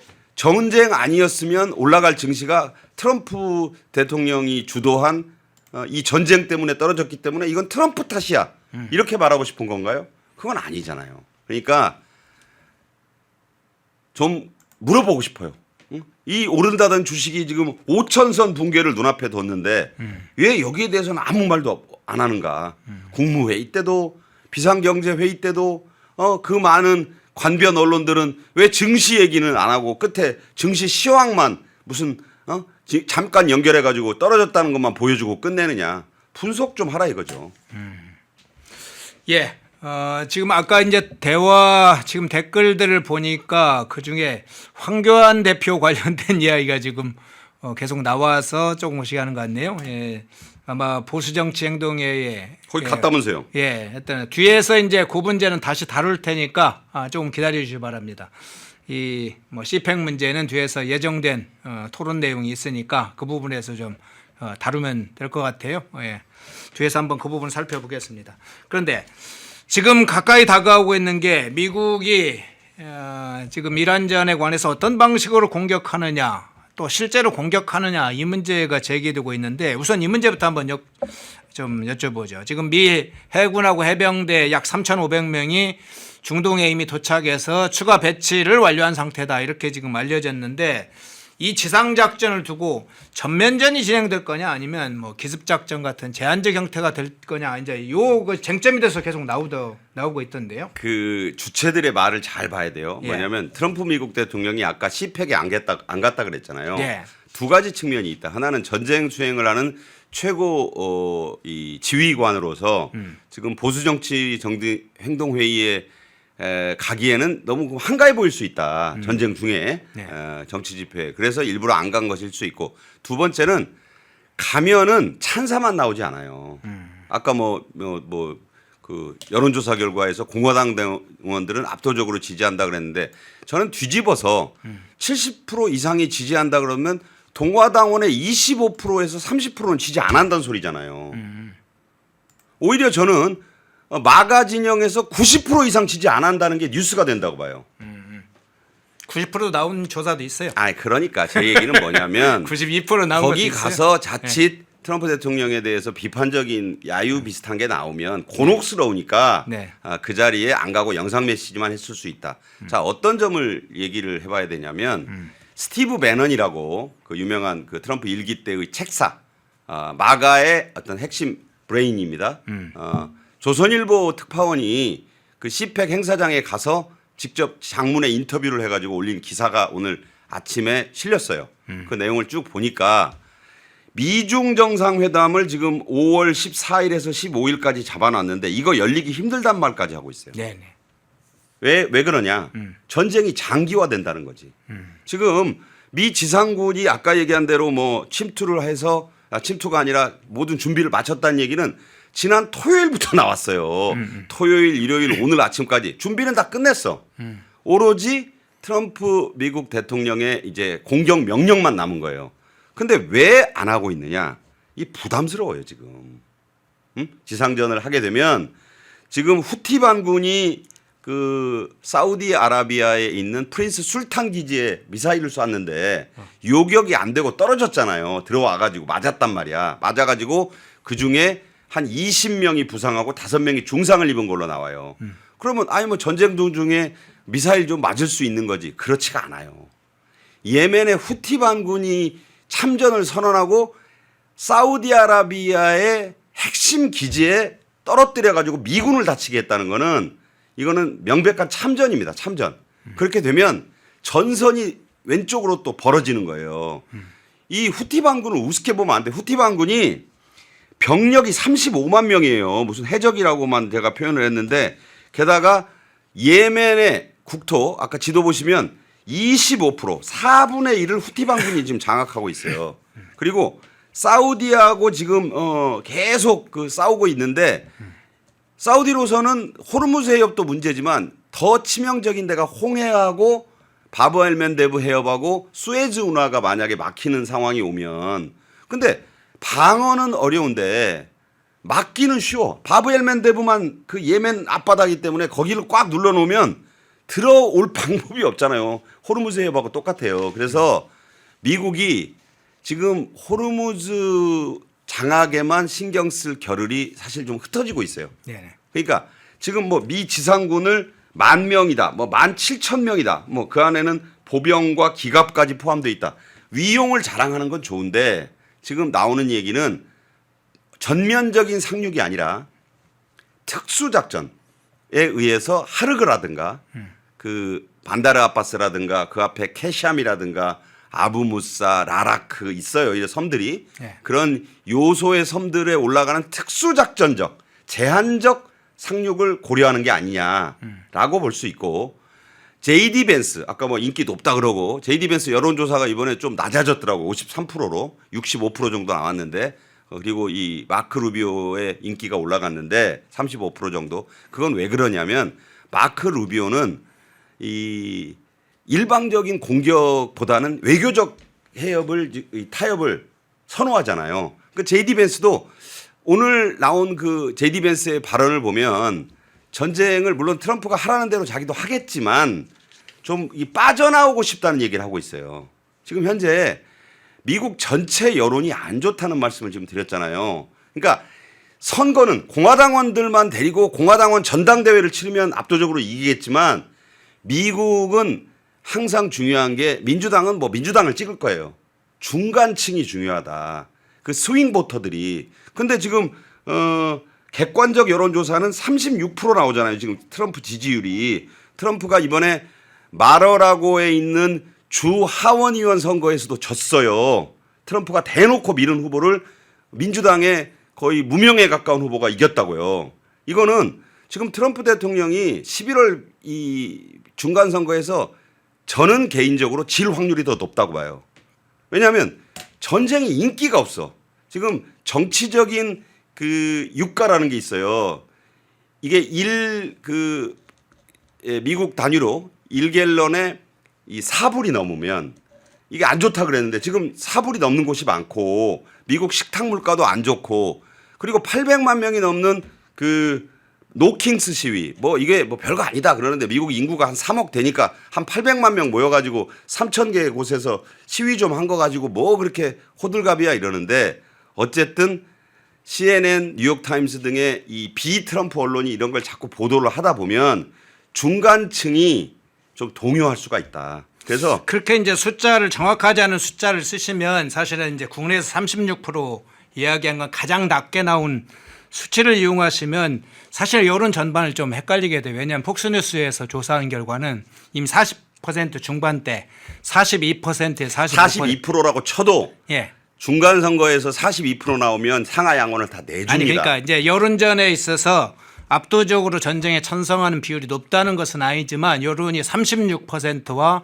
42 또는 45와는 사실 다르거든요. 그러니까 그게 무슨 이제 뜻이냐면 그거 하나고 아니 지금 기조를 조금 이제 만약 그런 방향으로 잡게 되면 트럼프 대통령이 예를 들면 중간 선거를 의식해서 지상전 공격, 그게 제한적이든 전면적이든 제한적으로 갈 것 같은데 중단할 것 같은 여론으로 가게 되거든요.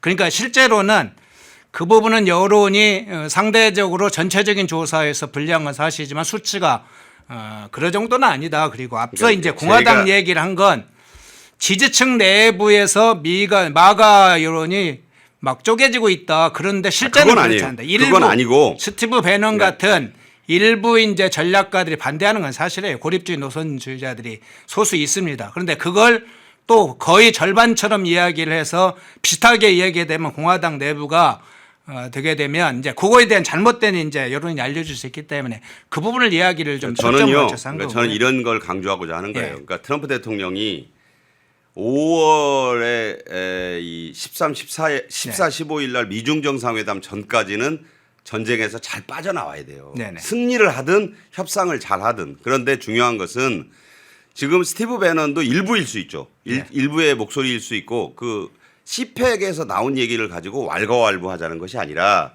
지금 현재 미국이 곤혹스러운 입장인 것은 사실인 거예요. 왜냐하면 지금 나토도 그렇고 뚜렷하게 이 승리 분위기가 지금 안 나고 있으니까 뭐 도와준다든가 하는 게 지금 호르무즈 코얼리션 이 연합군이라든가 다국적군에 대한 움직임이 지금 UAE가 깃발 들고 바레인이 하겠다고 했는데 그 뒤에 따라붙지는 않잖아요. 그러니까 트럼프 대통령으로서도 이걸 지상전을 통해서 한 번에 다 끝내버리고 싶은 마음이 굴뚝 같은데 만약에 그랬다가 지금 하르그 섬 같은 경우에 해안선에 지뢰 다 깔아놨다 그러고 그다음에 어쨌든 100만 대군까지는 아니어도 몇십만 명 동원해가지고 극렬 저항에 나설 경우에 미군이 지금까지 죽은 사람이 13명 정도밖에 안 되지만 이게 만약에 공이 하나 더 붙는 예. 100명 단위 이상의 사망자가 나오면 미국 내 여론은 더 나빠지기 때문에 가급적 이 평화적인 어떤 협상 지금 뭐 이스라엘도 계속 공격을 하고 있고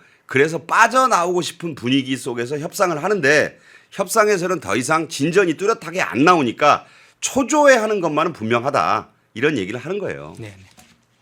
그 부분은 한번 뭐 조금 이제 다른 차원에서 이야기를 하죠. 사실은 전쟁은 이미 협상을 중심으로 준비한 게 아니라 전쟁을 중심으로 사실은 준비했다는 설이 아주 구체적으로 시나리오가 나오기 때문에 그 부분은 이제 마두로 체포 작전이나 기존의 이란을 공격했대 핵시설 공격할 때도 똑같은 착오가 당시에 이제 발생했는데 지금 또 비슷한 방식이 재현되고 있기 때문에 그 부분 한번 이제 기회가 되면 한번 다시 이야기를 하고요. 아까 이제 후티 참전 문제를 이야기를 해주셨는데 후티 참전 문제에 대해서도 저는 너무 이제 오늘 조선일보 보니까 실제로 한 35만 명의 정규군인데 35만 명이 저는 그건 사실은 정확한 숫자인지는 확인해 봐야 되는데 정규군이 아니라 무장 세력이 예. 35만 명이다 이런 얘기죠. 예. 네. 근데 이제 이 후티 반군과 관련해서는 이제 상당히 미칠 영향이 클 텐데 유럽과 나토에서 사실은 여기 움직이기 시작했다. 일부는 사우디와 UAE가 후티 반군이 본격적으로 참전하게 되면 사우디가 참전한다. 이런 사실은 이제 흐름도 좀 있는데 그 부분은 어떻게 보세요? 그러니까 사우디는 네. 굉장히 지금 이 후티가 신경 쓰이는 게 실제로 후티가 만들어진 게 후티 반군이 창설된 게 1991년 네. 그리고 본격적으로 세를 얻은 게 1994년인데 이후에 계속 싸운 게 사우디예요. 네. 그 지도를 보면 예멘 바로 위가 이 아라비아 반도 대부분을 사우디가 장악하고 있고 사우디가 경제적인 중동의 최고 부국인데 예멘은 되게 가난한 나라잖아요.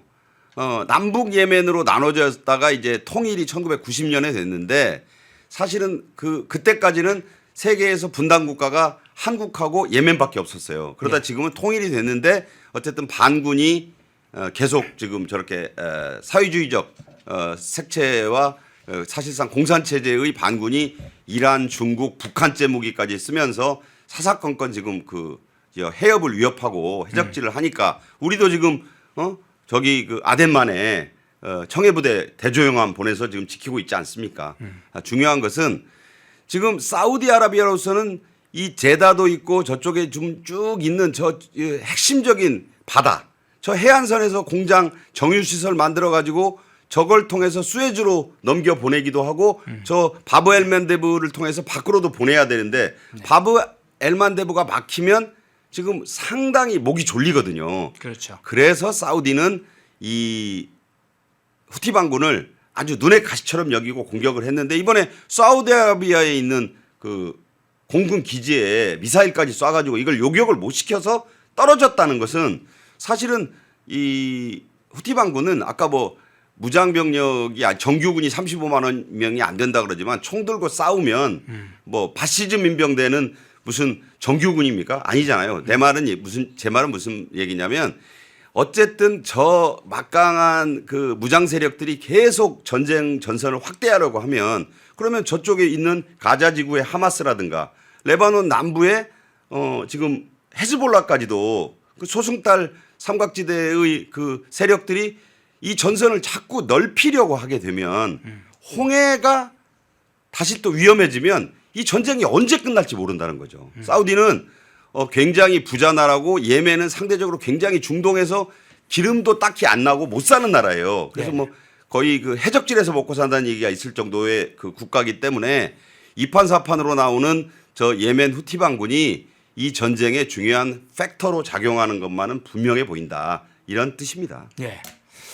자, 2023년 이후에 사실은 이제 사우디가 후티를 상당히 정리하려고 했죠. 미군이 중요한 역할을 했고 당시에 협정을 맺었습니다. 미국과 후티가 협정을 맺고 이제 그만 싸우자. 그 대신 후티 반군은 저 해협을 중심으로 한 활동이나 군사 무장적인 공격을 중단한다. 만일 그것을 깨면 미군이 전면적으로 개입하게 되어 있습니다. 후티 반군은 전체 후티 세력들의 몰락을 각오해야 될 상황으로 보이고 실제 그래서 중동 전문가들은 후티가 저렇게 나서는 것은 이란과 사실은 그냥 표현을 하면 조폭들의 의리, 세계 내에서 의리 정도를 표현하는 정도로 선제적으로 좀 악다군이 쓰는 거지 실제로 미국과의 맺었던 협정을 깨면서까지 전면적으로 나서지는 못할 거다. 그리고 더군다나 사우디가 본격적으로 참전에 들어서면 후티 세력들을 가장 1차적으로 제거하는 데 나섰기 때문에 후티 반군이 사실은 나서기가 아주 제한적일 거다 하는 것도 동시에 있기 때문에 그런 점도 좀 참조하면 좋을 것 다만 같아요. 이런 거죠. 그러니까 미국이 이 전쟁의 전선이 후티가 됐든 하마스가 됐든 헤즈볼라가 됐든 자꾸 뭐가 끼어들면 신경 쓸 요소가 많아지는 것 자체가 미국이 부담이라는 거죠. 지금 전비도 엄청 쓰고 있고 어쨌든 미국 민주당에서의 그 중간 선거만 없으면 무슨 걱정을 하겠어요. 그리고 미국 대통령이 의회의 승인을 받지 않고 전쟁을 수행할 수 있는 기간은 60 days, 60일밖에 없어요. 네. 따라서 언제까지밖에 전쟁을 이런 식으로 할 수 있느냐? 4월 말까지, 정확히는 4월 28일까지밖에 못 해요. 그러니까 그때는 지금 이미 민주당 주도로 이 전쟁에 대한 그 연장 승인, 그 또 전비를 많이 늘려달라는 그 안이 3번이나 부결이 됐잖아요. 네. 그 공화당에서는 지금 딱 한 번 반란표가 나왔는데 이 반란표가 몇 표만 더 늘어나면 트럼프 대통령의 전쟁 수행이 어려워질 수 있다는 거예요. 지금은 단단히 결합되어 있지만 계속 국회의원이라는 게 상원의원도 지역구에서 표가 안 나오면 이번에 중간선거에서도 그 표로 3분의 1을 뽑아요. 미국 상원도. 그런데 그 상원의원들도 아무리 공화당 상원의원이라 해도 그 지역구에서 전쟁 때문에 못 살겠는데 왜 당신은 그 전쟁에 자꾸 지원하자는 법안에 찬성하느냐 이 압박이 작용할 수가 있는 거라고요. 그래서 이 전쟁은 어떤 전쟁이든지 길게 해서 좋을 전쟁은 하나도 없다. 그러니까 빨리 끝내는 게 좋고 JD 벤스조차 오늘 약간 출구 전략을 의미하는 듯한 전쟁은 빨리 끝낼 것이다. 우리가 빨리 빠져 나올 것이다라는 얘기를 했기 때문에 지도부 안에서도 속으로는 지금 지상전 할 것 같으면 제가 보기에는 한 그제쯤 하르그 섬에 공수부대 내려가야죠. 공수부대가 배치된 지가 언젠데 거기서 계속 노려만 보고 있습니까? 그러니까 트럼프의 고민이 그만큼 지금 골치가 좀 아프다. 그러니까 후티가 끼어드는 것 자체가 무슨 그 보리알 끼어들듯이 했기 때문에 별거 아니에요. 후티가 정말 대놓고 미국에 대적을 못한다. 그러나 그것도 맞지만 그런 변수가 생기는 것 자체가 트럼프에게는 지금 부담이 될 수밖에 없기 때문에 큰 틀에서 전쟁은 빨리 끝내는 게 선이다. 그런 말씀입니다. 네. 자, 앞서 얘기했던 CPEC 행사 문제로 한번 좀 넘어가 볼게요. CPEC 행사 관련해서 이제 내용을 좀 간단하게 이야기를 드렸죠. 이제 25일부터 28일까지 진행된 CPEC 행사. 그 중에 이제 트럼프 대통령이나 류브 장관이나 벤스 부통령이 불참한 내용도 좀 설명을 드렸는데, 자, 여기서 비공식 여론조사 스트로폴의 조사 결과 앞서 이야기 좀 해주셨는데 벤스 부통령이 53%, 류브 장관이 35%, 이 부분이 이제 알려지면서 역시 벤스 부통령이 이 공화당 지지층에서는 앞서고 있구나. 그런데 지난번 조사, 작년 조사와는 좀 다르구나. 이게 두 가지 포인트가 다 있었어요. 자, 그러니까 벤스가 선두라는 건 맞는데 네. 61%였다가 53%면 벤스 입장에서는 조금 불만이겠죠. 53%는 해볼만 한 거거든요. 네네. 지금 문제는 마르코 루비오가 작년에 3%였어요. 35%면 도대체 몇 프로가 오른 겁니까? 10배가 넘잖아요. 12배 이상 오른 거예요. 벤스 입장에서는 이렇게 되면 뭐 제이디 벤스 어깨가 보여요. 전에는 까마득하게 뒷꼭지가 안 보였는데 자, 이렇다는 얘기는 제이디 벤스가 백인을 중심으로 한 강력한 지지층이 있는 건 사실이지만 마코 루비오의 장점은 뭐냐? 미국에는요, 백인이 한 70% 정도 된다고 하면 그 다음에 인종으로 가장 많은 건 흑인이 아니고 예. 라티노잖아요, 라티노.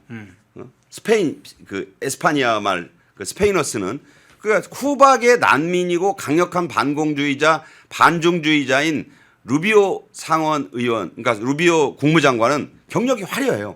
쿠바 난민의 보트피플의 손자로 미국에 들어와서 자수성가형으로 공부해가지고 상원 의원 6년 했지.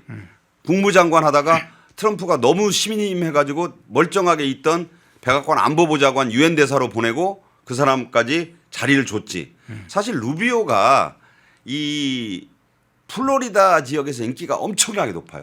그러니까 미국 대선에서 만약에 이게 누군가를 정하게 된다면 공화당이 제가 보기엔 저는 미국 대선을 오래 지켜봐 왔는데 이 히스패닉들이 많은 주에서 승리하면 승리하는 사람에게 표가 유리할 수가 있어요. 그러니까 벤스의 확장력보다는 루비오의 표의 확장력이 훨씬 더 크다. 예. 라는 점에서 아직은 젊고 아주 그냥 강력한 보수주의자인 이 벤스의 우위가 유지되고 있지만 저 결과는 제가 보기에는 루비오가 만만치 않겠구나.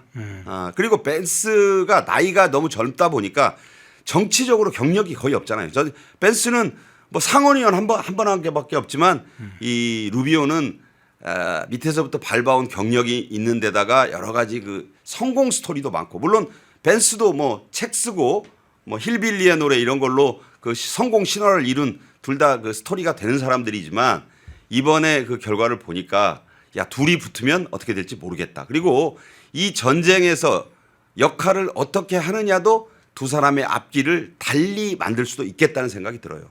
예. 루비오 장관 이야기가 나온 김에 루비오 장관 한두 가지만 이야기를 좀 해보죠.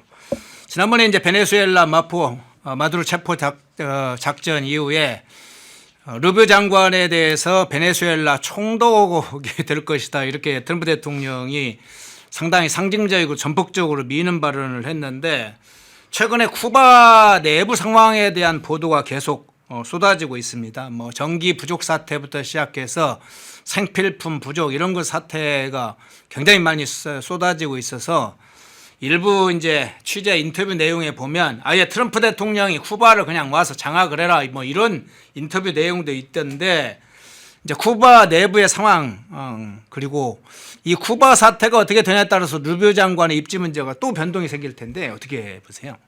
쿠바는 지금 거의 망하기 직전이죠. 일단 에너지가 너무 없다 보니까 무슨 기름이 1리터에 뭐 그 조선일보 특파원이 들어가서 지금 기사를 자세히 매일매일 보내고 있던데 무슨 2만 원 한대요 1리터에. 네. 근데 그나마도 정부가 뭐 한 20리터를 배급을 준다든가 한 달에 뭐 한 두세 번, 한두 번. 그러니까 그것도 응급차 그다음에 관광을 워낙 해서 먹고 사는 나라다 보니까 택시 기사들. 근데 엔진이 그 좋은 연비 좋은 그런 차가 아니고 다 낡아빠진 그 클래식 카들이거나 아니면 중국이 선물한 그런 차량들인데 이게 또 엔진을 아주 그냥 엔진이 기름을 많이 빨아들이는 그런 차들이라 20리터 가지고 하루 돌리면 또 관광객 태우고 왔다 갔다 하면 없대요. 네. 그 이외에는 기름이 없어서 밤에는 휴대폰으로 이렇게 충전하고 그다음에 휴대폰 충전하느라고 낮에 그냥 조그만 개인용 태양광 패널 꺼내놓고 뭐 유유가 없어가지고 우유 가루를 물에 타먹인다는 둥 월급이 우리 돈으로 뭐 2만 원도 안 된다는 둥 어떻게 살겠어요?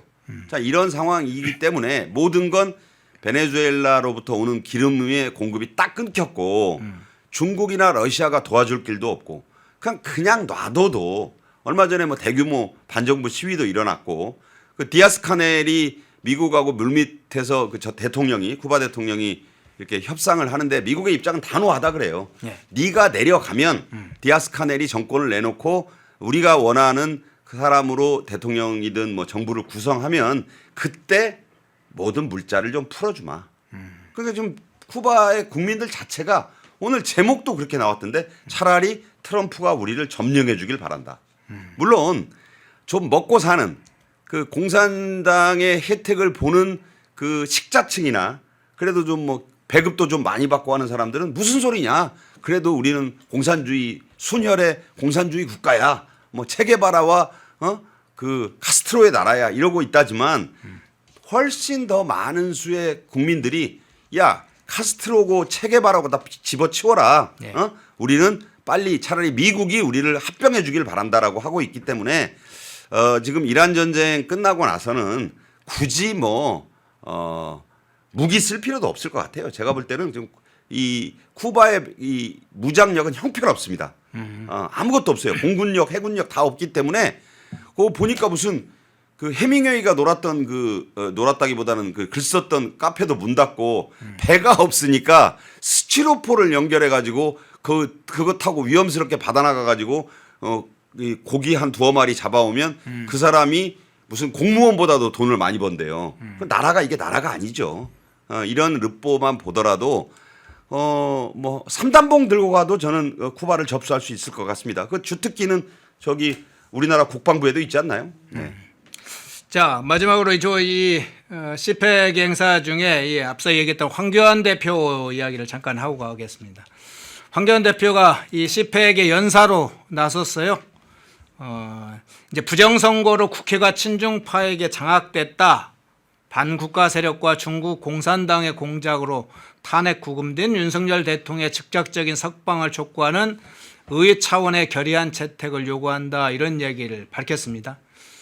그래서 부정선거 문제 그리고 중국 세력의 개입, 특히 중국 공산당의 개입 문제를 집중적으로 개입하면서 그 개입에 대해서 우려를 표명하면서 국내에 이제 부정선거에 관련된 관계된 여러 이야기를 좀 하셨는데 부정선거 문제와 함께 이 중국 공산당 특히 친중 세력의 개입 또는 중국의 개입 이 문제에 대해서 상당히 강도 높게 이 연사에서로서 이야기를 했어요. 네, 뭐 당연한 얘기를 황교안 그 전 대표가 전 총리가 이 CPEC 행사에 초청 받았다는 것만으로도 네. 저는 큰 의의가 있다고 보고 또 그 보수 행동 정치 행동회의 CPEC은 아주 유명한 전통의 그 회의이기 때문에 그야말로 전 세계의 보수 철학과 정치 이념을 갖고 있는 사람들이 다 와서 그야말로 세계 보수주의가 나가야 될 방향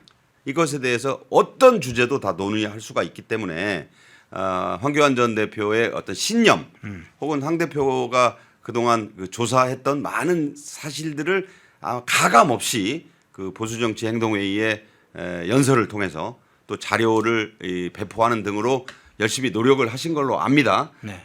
다만 이제 지금 뭐 저기 나오잖아요. 뭐 저 대통령 총리를 지냈고 네. 또 이런 confirmed speaker라고 해서 이제 확실한 그 인정을 받은 그런 연사로 나선 건데 다만 이 황 총리의 황 전 총리의 그 말씀이 어떻게 이제 보수정치 행동회의에서 호응을 받았는지에 대한 그래서 미국이 구체적인 어떤 행동에 나설지에 대한 그런 것들은 아직 나온 게 없잖아요. 네네. 다만 이제 여기서 충분히 논의가 되면서 그 많은 보수의 그 마가의 그 전략가들 또 그런 그 호응을 받는 사람들이 이제 이것을 자기들의 수많은 집회와 세미나와 연구물로 발표하고 또 각종 압력 단체를 통해서 뭔가 한국에 대한 어떤 부정선거의 의혹 또 이런 것들에 대한 조사. 그래서 실제로 CPEC에서 구성한 그 조사단이 나오기도 했고 우리나라에도 뭐 고든창이라든가 요새 좀 이름이 덜 나오고 있는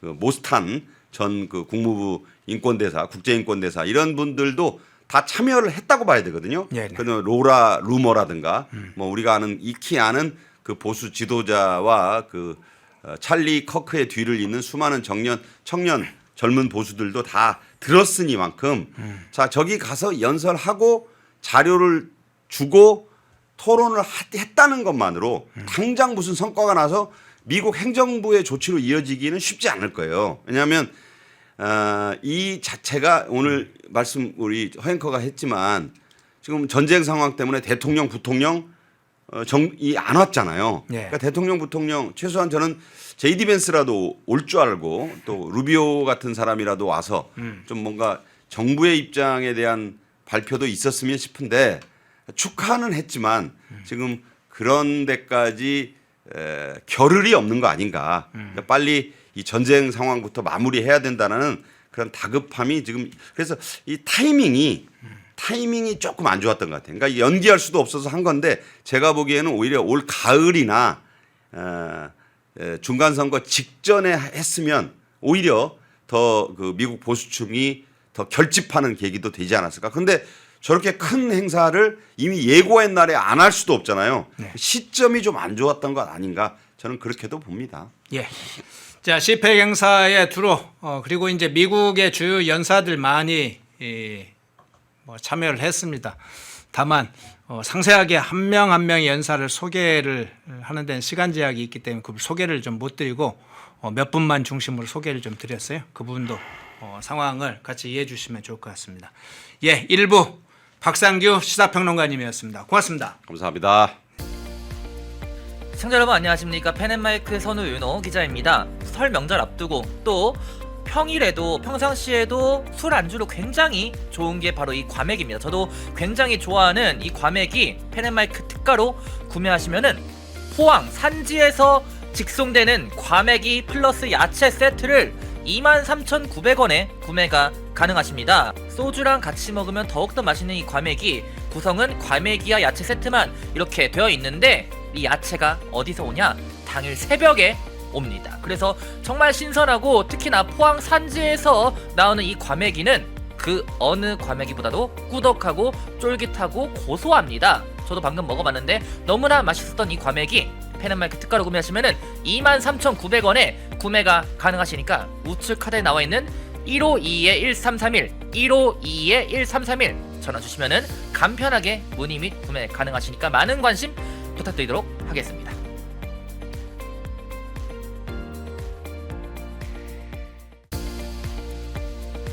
시청자 여러분 안녕하십니까. 펜앤마이크 선우윤호 기자입니다.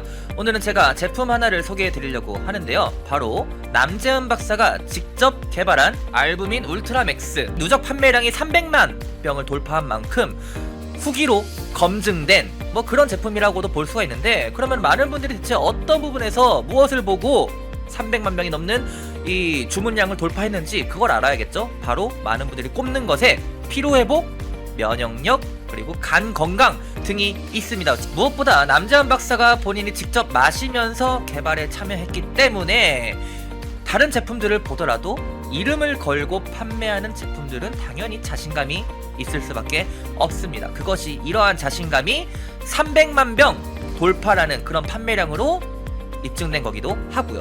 이 피로회복, 면역력, 집중력 저하, 간 건강 등 이 하루 한 병 바꿔보시면은 아마 일상이 달라졌다는 후기들이 많은 것처럼 여러분들도 그 후기가 자신의 후기가 될 수 있을 거라 생각을 합니다. 지금 구매하시면은 펜앤마이크 이벤트로 정말 그 어디서도 경험할 수 없는 이벤트를 경험하실 수가 있습니다. 바로 2+1 이벤트인데요. 지금 바로 우측 카드에 나와 있는 번호 1522-1331 152-1331 전화 주시면은 펜앤마이크에서만 진행하는 2+1 이벤트로 알부민 제품 구매하실 수가 있으니까 많은 관심 부탁드리도록 하겠습니다.